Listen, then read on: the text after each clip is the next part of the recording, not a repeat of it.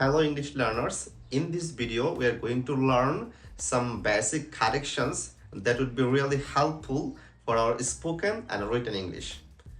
তো প্রথম সেন্টেন্স আছে one of my friend. So এই বাক্যে কোনটি ভুল আছে?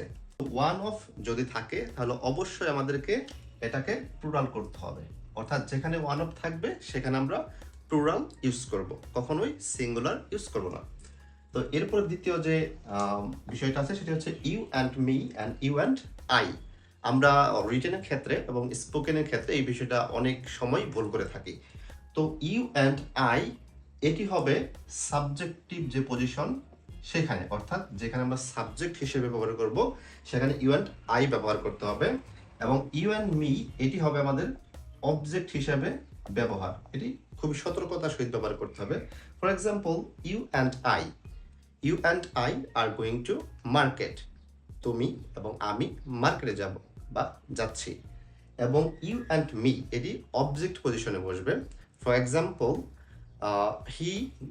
হি gives it to you and I, they give it to you and I, অর্থাৎ ইউ অ্যান্ড আই এখানে অবজেক্ট পজিশনে বসেছে। এরপরে হচ্ছে you can do more better.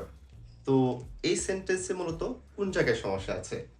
এটা সাবজেক্ট, এরপর দেখতে পাচ্ছি আমরা এখানে ভার্ব আছে, এবং মোর বেটার এখানে কিন্তু আমরা একই জিনিসের মানে অতিরঞ্জিত করে ফেলেছি, অর্থাৎ মোর এটি একটা কম্পারেটিভ এবং বেটার এটিও একটি কম্পারেটিভ। আমরা জানি অ্যাডজেক্টিভে যে তিনটা ফর্ম তার মধ্যে কিন্তু কম্পারেটিভ একটি, তো এখানে ডবল কম্পারেটিভ ইউজ হয়ে গেছে।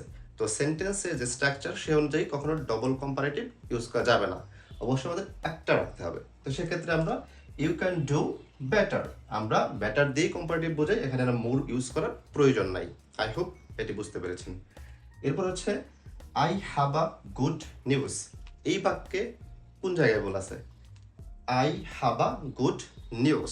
তো এখানে যে ভুল সেটি হচ্ছে আমাদের এ ব্যবহারটা। কেন? কারণ হচ্ছে নিউজ হচ্ছে কিন্তু আনকাউন্টেবল নাউন। আমরা জানি আনকাউন্টেবল নাউনের পূর্বে কিন্তু কখনোই অ্যাডজেক্টিভ হিসেবে এ অ্যান এগুলো বসবে না।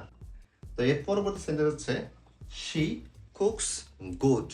এই সেন্টেন্সের রংটা কোথায়? এখানে she third person singular number, এই জন্য ভার্বের শেষে এস দেয়া আছে, বাট রংটা কোথায়? রংটা হচ্ছে আমরা জানি এটা হচ্ছে সাবজেক্ট, এটি হচ্ছে আমাদের ভার্ব। তাহলে গুডটা কি? আমরা জানি গুড হচ্ছে একটা অ্যাডজেক্টিভ। তো অ্যাডজেক্টিভ সাধারণত ভার্বের পরে বসে না, এটা একটা বিষয়। আরেকটা বিষয় হচ্ছে ভার্বকে মডিফাই করতে গেলে আমাদের অবশ্যই অ্যাডভার্ব লাগবে। তো শি কুকস গুড এটি না হয়ে অ্যাডজেক্টিভ না হয়ে একটা অ্যাডভার্ব বসবে। তো অ্যাডভার্বটা কি? অ্যাডভার্ব হচ্ছে ওয়েল, অর্থাৎ আমরা কি বলতে পারবো?